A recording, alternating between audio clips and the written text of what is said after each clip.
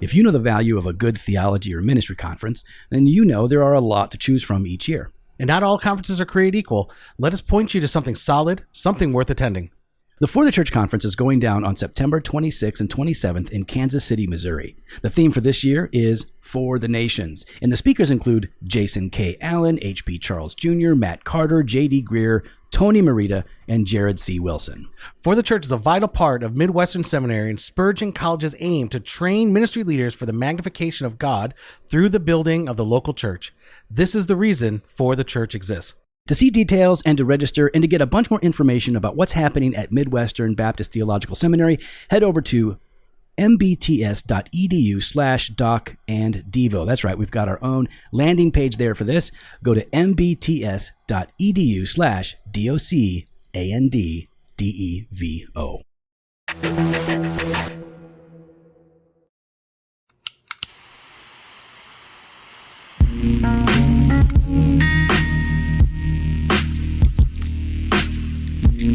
Had it there just for that. No, it's time. I got to get my energy going. Welcome to Doctrine and Devotion, the podcast that explores Christian faith and practice from a Reformed Baptist perspective. My name is Joe Thorne. I'm the lead pastor of Redeemer Fellowship in St. Charles, Illinois. And I'm Jimmy Fowler, executive pastor at Redeemer Fellowship. You had it sit there as a prop. No, I didn't. Yeah, you did. You were talking. Oh, talking. Had it there as a prop just so you can have a little candy bar. What is wrong with you? It's that time of year again. Deb starts bringing in Halloween candies. Dude, it's 9:30 in the morning. 9:30 in the morning, you haven't had a piece of candy? I've been up since 5. So it's like lunch. It's not lunch. What is wrong? It's like lunch. You know what I had for breakfast? Coffee. Gas station chicken nuggets. You know, you really need to make better decisions. First of all, you don't know. No, I do know. You don't know. Maybe those are like vegan.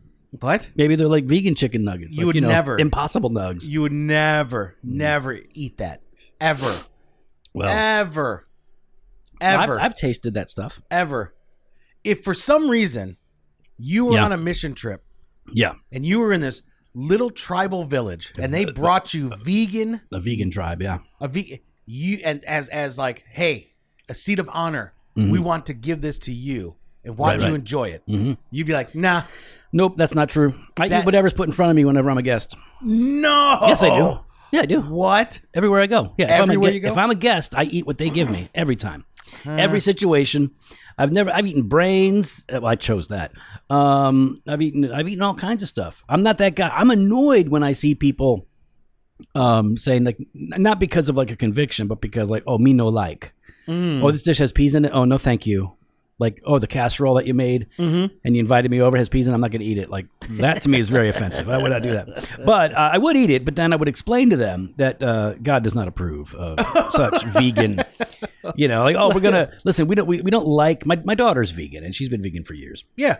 And she's super honest about the whole thing. It's funny to me because I'm like, so you're against the killing of animals. Yes. But you want to eat things that taste like you killed an animal. Like, what's that all about? You don't want to eat meat, but you want to eat things that taste like you just murdered a cow. You want the Impossible Burger. She's like, yep, it tastes good. I just don't want to hurt animals. So yeah, man. So Jimmy, you are you're sitting down. We're hanging out, and you're going to be leaving soon. You're going to be doing business stuff, traveling again. Yep. But we're going to bang some episodes.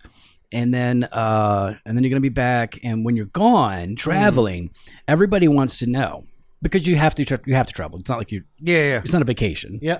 But when you travel, they want to know, what are you going to bring back for JoJo? What special little, like, hey, I was thinking about you. Not an airport thing. Like they want to know. They want to know, like, what are you going to get your buddy when you're in a foreign land? I don't think you'd appreciate it.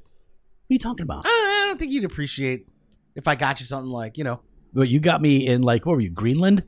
You got me that black skull that was like a dish that I put on my desk. Or was it Iceland? I don't know. You were in one of the lands. That thing's awesome. I have that on my desk at home. No, you know what? I got that from the catacombs in Paris. No. I remember this. You were either in Greenland or Iceland. Well, I've never gone to Greenland, so it had to be Iceland. I was Iceland then. Yeah. Yeah, you told me the whole thing. Yep. I don't remember. Yeah.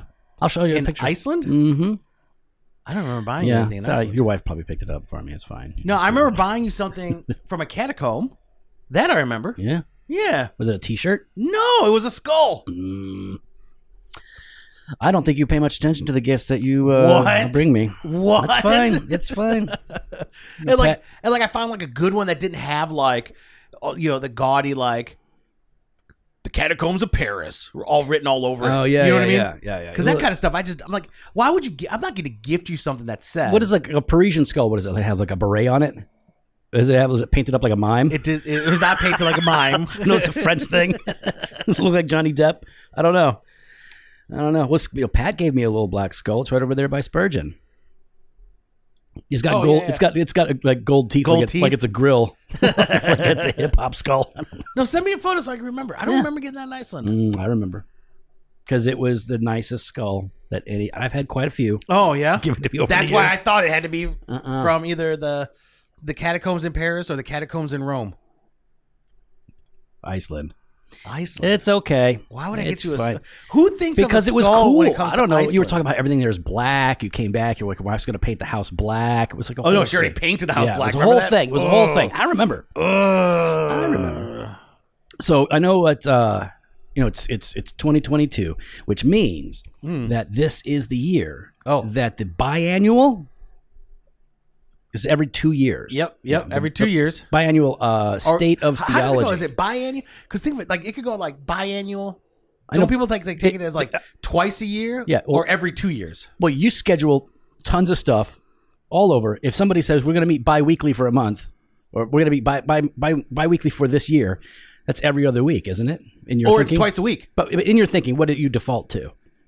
Bi-weekly is every other week. Yeah, every other week. Yeah. That's what I would think. Every 2 weeks. Every 2 weeks. Yeah. Okay.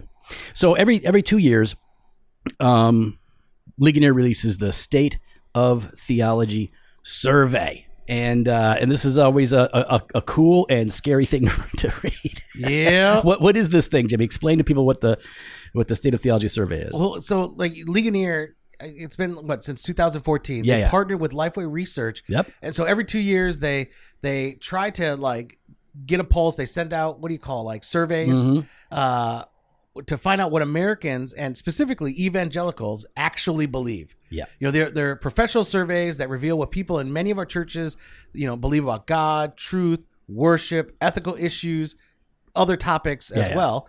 And so, it's been a good resource for a lot of us just to kind of see, all right, what is, the state of theology. It's weird because we all know our churches, right? So when you're like, what's the state of theology? Well, in our church, here's what we understand our people believe because we talk to them, we know them. Yep. Here are some weak spots, here's some struggles, here's some convictions.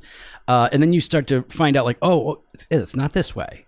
At other churches. When Tony Dopke was a guy at our church for years, worship leader, small group leader. Now he's pastoring at a church. Yeah. And he started to pastor a church, a historic Baptist church, been around a long time, in a neighborhood, in a city north of us.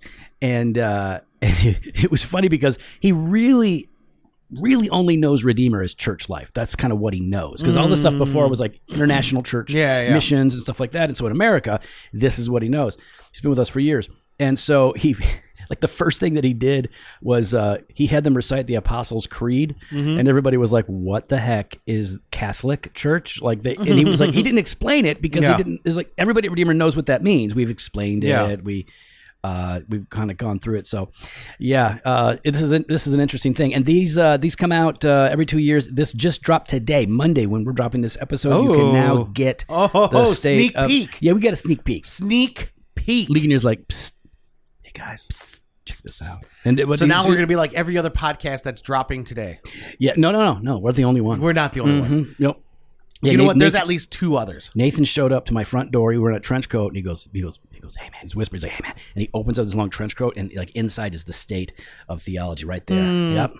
He said, "Here, just for you, nobody else." Nope. Nope. There's going to be at least 2 other podcasts. Oh no, I'm sure they've sent this out to a few people to help get the word out because it's really important. So we're just going to jump right into it and hit some of the highlights, and then we'll encourage you guys to go to thestateoftheology.com to read the whole thing for yourself. So one of the things is statement number 4. They sent this out to a bunch of people, and it has to do with whether or not God changes. Statement 4 is God learns and adapts to different circumstances. Right? God learns and adapts to different circumstances. So in 2022, the U.S. adult population, this is not just evangelicals, this is everybody, 51% said we agree. God does learn and he does adapt to different circumstances. 32% disagree, which, I would expect that to be at least 51%. But I mean, like, but you just talk about like just anybody. The population. The population believes that, right? Yeah. Okay, so I mean, yeah, we're talking about not necessarily some Christians, some non-Christians. Exactly. So okay, you can expect that. Now let's just narrow this down then to evangelicals. Okay. Evangelicals. What is that? It'd be like 90% disagree is what I'm. 90%. You would hope. Otherwise, yeah. I mean, the notion of this is akin to it's like open theism here, right? Yeah. Right. But well, let's take a look. Let's see. Statement 4: God learns and adapts to different circumstances. 48% of U.S. evangelical respondents agree. Yeah. 43% disagree. It's almost the same. Now hold on. When we say evangelical, let's very. Yes. I think that's really, really important. They have some parameters there, right? Right. On what defines, because I could hear people saying, "Hold on now." No, are they casting a wide net there? They group in like anybody that like mentions church. Are they evangelical now? No, they actually, because that's what Lifeway Research does professionally. And so again, there's different ways of defining it, but here's what they mean. These are people who strongly agreed with these statements. These are evangelicals for the purpose of this survey. These people strongly agree with these 4 statements. 1, the Bible is the highest authority for what I believe. It is very important for me personally to encourage non-Christians to trust Jesus Christ as their Savior. Jesus Christ's death on the cross is the only sacrifice that could remove the penalty of my sin. And only those who trust in Jesus Christ alone as their Savior receive God's free gift of eternal salvation. I mean, I strongly agree with all those things. Yep. That's good. Okay, so it's broad enough to include all kinds of Christians, but in general, we would say like, well, yeah, people that would say those things, I would say like, oh, they're Christian. Yeah, they're evangelical Christians. And almost 50% about 50% think that God learns and adapts to different circumstances. Yeah. That makes me uncomfortable. Why is it important? I get you're talking about the notion of, is God sovereign over all things? Is God in control? Does God reign? Is he omniscient? Is he all knowing? Like you say, right? Like how powerful is God if he's learning and adapting? I mean, not powerful enough for me to worship. I'll tell you right now. Exactly. I know some very powerful people. I don't worship them. No. You know why? Because they're not God. Because they learn and adapt to the circumstances. Now, I mean, I call it wise that these people are learning and adapting. Oh yeah, well, learning and adapting is good and appropriate for finite created beings. But not when we're talking about God. No, and listen, this is by the way, this is why a number of theologians and Christians today are taking very seriously the doctrines of God, theology proper, classical theism. In the past, people were getting into open theism, like you talked about, and process theology, all this stuff. And now it's people are going back to classical theology, but even within evangelicalism, a lot of people are struggling with some of these concepts. It can lead to some significant problems as we conceive of who God is, how he functions, because I hate this overused slippery slope argument, but our doctrines do impact our piety, and our doctrines do connect. And so if we've got a significant error in one area, it is likely to produce bad fruit in others. Living on less isn't easy, especially in this economy. One of the ongoing challenges is the continually rising cost of healthcare. Just a few weeks ago, I was on a road trip with my family, and we had to make an emergency stop at urgent care as one of my kids got very sick. And it wasn't cheap. Well, there's a solution to rising healthcare costs. Christian Healthcare Ministries. This is America's longest-serving health cost-sharing ministry, and they've helped hundreds of thousands of Christians with billions in eligible medical bills. Founded in 1981, Christian Healthcare Ministries is the OG. It's the original healthcare sharing ministry for Christians. CHM is a voluntary health cost sharing ministry through which participating Christians work together to share the burden of medical expenses. To learn more and see how it all works, visit chministries.org/podcast. That's right. Christian Healthcare Ministries is a budget-friendly health care cost solution. Check it out at chministries.org/podcast.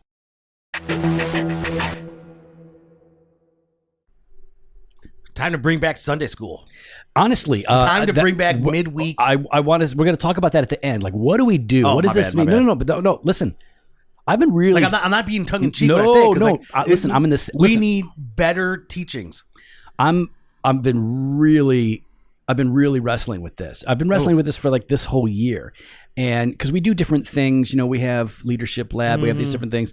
I want to talk to the elders about some things that we can do differently. All right, my bad. I wasn't trying to jump, but it was like a thought that came to my mind. Like, exactly already right there, something like that.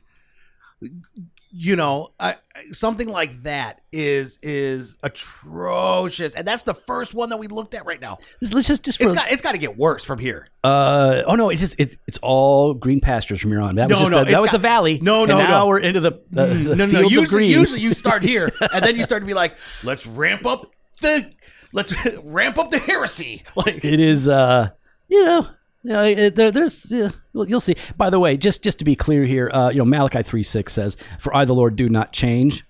Therefore, O children of Jacob, you are not consumed." The reason that you are not consumed is because I'm faithful to my promises. I do not change. Yeah, but listen, Joe, you're talking about Old Testament now. Yeah, that's right. Come on now. I mean, in the New Testament, wasn't he harder in the Old Testament? I thought that's what people used to say. He was like a gangster in the Old Testament, and he's like a granny in the New Testament. Exactly. So I mean, listen, James 1:17.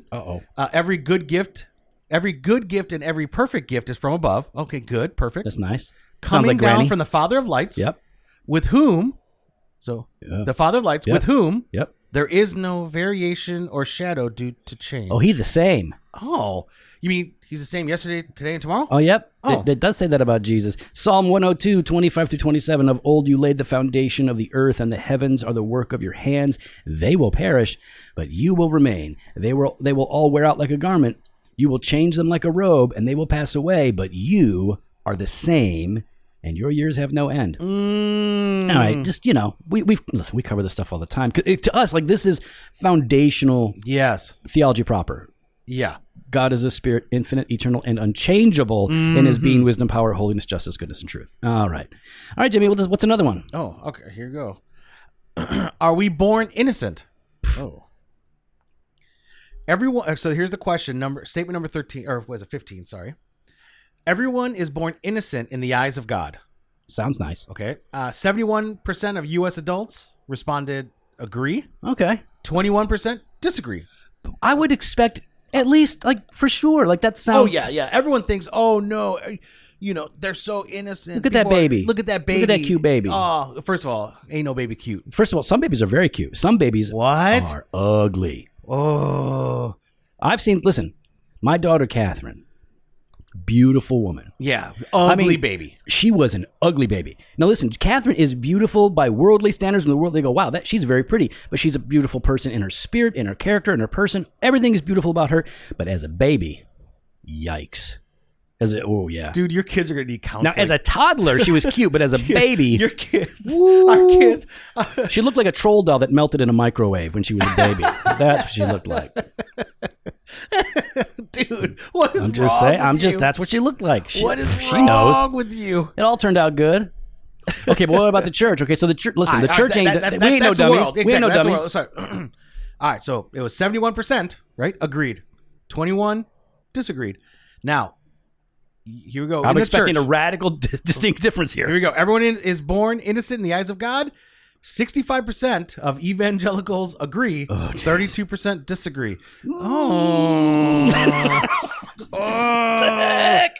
Oh. We're not mocking people. It's just, It's sad. That percentage is high. It really, really is. And I know people get confused. And not everybody is a serious theologian, and every church has different emphases, but 65, more than half say like, yeah, everyone's born innocent. Now, it may not sound like a big deal.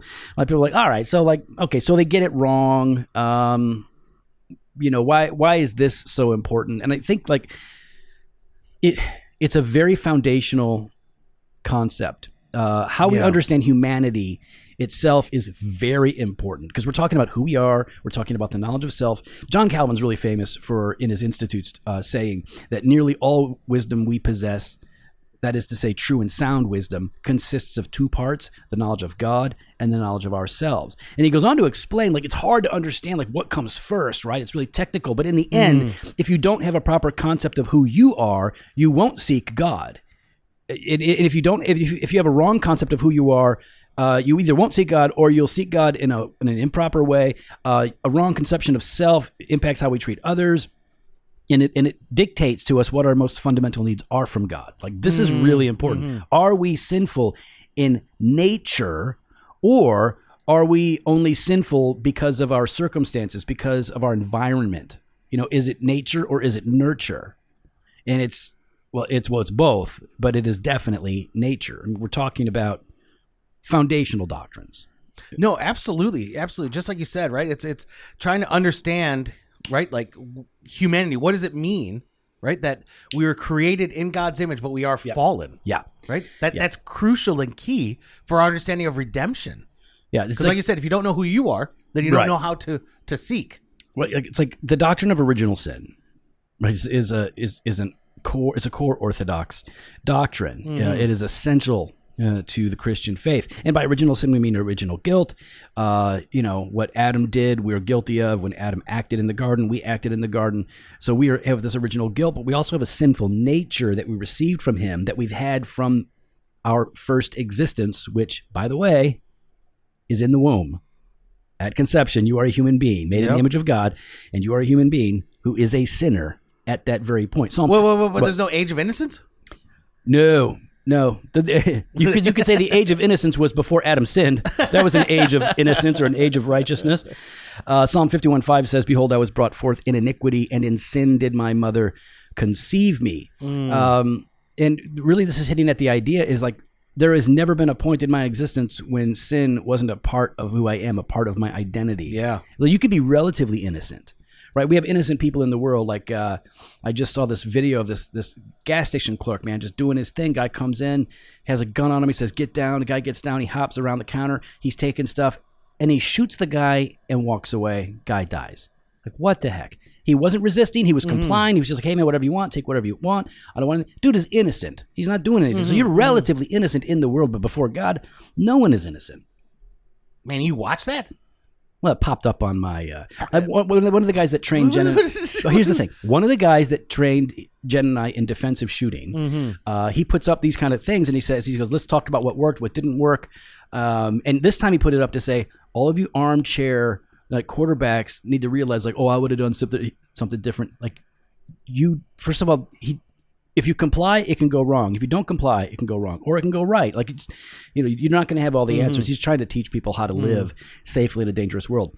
But this idea that we are by nature, like this is who we are, is also in Ephesians chapter 2. Oh, yeah. It says, "And you are dead in the trespasses and sins in which you once walked, following the course of this world, following the prince of the power of the air, the spirit that is now at work in the sons of disobedience, among whom we all once lived in the passions of our flesh." Yep. Right? So we have the passions of our flesh, carrying out the desires of the body and the mind, and were by nature children of wrath like the rest of mankind. By environment. Yeah. Not nature. Let's say by the circumstances around you that made you what you are. It's not what's, you are not the problem. It's your neighborhood. It's your neighborhood. It's your family. It's where you grew up in. And listen, all that's real. That's all a part of who we are. It makes up, Gary. But in the end, to the core, Yeah. we are children of wrath. By naughty nature. by nature. Not even. Oh, I like Not that. because I hate you. Yeah, the 90s reference. Okay, so listen, there's a whole lot here. How bad is it? Well, we'll mention a couple of others. On God, right? Statement number 3 is God accepts the worship of all religions, including Christianity, Judaism, and Islam. Okay. No. Oh no. Oh no. So, okay, here's the thing. We'll go through the years, all right? 2016, 2018, 2020, 2022. These are evangelicals, right? Mm-hmm. So in 2016, these are evangelicals, not like... These are just evangelicals. In 2016, 48% of evangelicals agreed with the statement that God accepts the worship of all religions, including Christianity, Judaism, and Islam. In 2018, it was 51%. In 2020, it was down to 42%. And in 2022, it was 56%, the highest percentage. So, it's sort of up, down. But let's just say 50% of people in evangelical churches are saying like, well, yeah, this is what I believe and this is good for me. And I want other people to believe it. But in the end, God will accept that. God will accept, yeah. All these, as long as it's sincere. Oh, how about this one? Jesus was a great teacher. Yes, he but was. He was not God. Oh, shoot. That's Listen, there's no 2%. Evangelicals ready? Say it's not God. Jesus is not God. Okay, ready? In 2020, Yep. 30%. Oh my goodness. 2022, 43%. That makes no sense. No, I don't. This is not Arminian Calvinism, charismatic. No, it's it has none nothing about to that. do with that. It has to do with just improper just teachings. Is it just not like Mm-hmm. I'm dumbfounded by this. And how are you saying that? How do you skip over the passage that Jesus is the only? He's the only way. Yeah. I and the Father are one. He's a great God and Savior. I mean, listen, we're not even putting tons of passages in here because we talk about this stuff. This is shocking. And the reason that Ligonier does this in partnership with Lifeway Research is because they really are emphasizing the need for discipleship. Yeah. I mean, Ligonier and Table Talk Magazine, just great resources. We love those guys. We love what they put out because they put out solid, orthodox, reformed content. Yes. So good. You guys should, and listen, this is not, I know we always plug Ligonier. One of the best things you can do for your family, the easiest things, is just get a subscription to Table Talk Magazine. Mm-hmm. And they're not a sponsor. They're not paying for this. That's we really right. believe this. That's right. We get 3 cents of every subscription. We get 3 cents on the dollar. We might get 9 cents then at the end of a year. Get that for your family. There's devotions you can read together for family worship. Yeah. There's articles in there written by esteemed scholars and pastors. Oh, what? You only say that? And people like me. Okay, there you go. There you go. And others. I'm an and other. Yeah, and other. Esteemed scholars. Yes, I'm.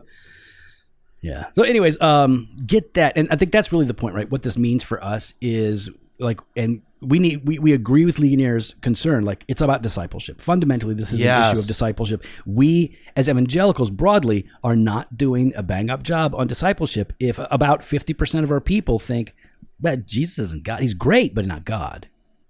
So no, I mean, it's learning and helping people take theology seriously, right? No. I mean, that's one of the things I've been, like you just said, it's a frustration, and we've been hearing this mantra of oh, that's just all head theology. Theology. It's all head knowledge. And yes, there can become, for some people, it's a very head knowledge. That's why when we talk about, doctrine and devotion, right? Yeah. It's not just reformed in our thinking, but reformed in our hearts. Right? Yeah. And so we agree with those concerns, right? And this is why we don't have Sunday school. Historically at Redeemer, we started with community groups because we knew we'd be getting doctrinal preaching from the pulpit. Yeah. We got to start with something. So we said, let's make sure that everybody is as plugged into each other's lives as possible, where we can have some teaching, some exhortation, some encouragement by working through passages of scripture or the sermon in people's homes. But now I'm saying, you know what, and not even because I'm seeing this as a major problem in our church, but because generations down the line, like, we need to do more. We're going to have to do more when it comes to this kind of teaching. So listen, guys, this is a helpful resource from Ligonier, and the 2020 survey is now available. Just go to thestateoftheology.com to check it out. Well, we'd love to hear your thoughts. You can follow us online on Instagram and Twitter at Doc and Devo, or on Facebook /Doctrine and Devotion. You can head to the website, doctrineanddevotion.com. There you can contact us. You can sign up for the email blast or hit up the store, jofostore.com, and grab some gear. We got that fresh pot every Monday and Thursday. We got blog posts and video content over at the website. And you know what? You want to support the podcast and get exclusive commercial-free content? Subscribe to Doctrine and Devotion All Access. Subscribers get free weekly devotional meditations Monday through Friday, and the Banter Truth podcast on Tuesdays. To sign up, click the link on your podcast player for this episode that says support this podcast, or head on over to doctrineanddevotion.com /all access. Later.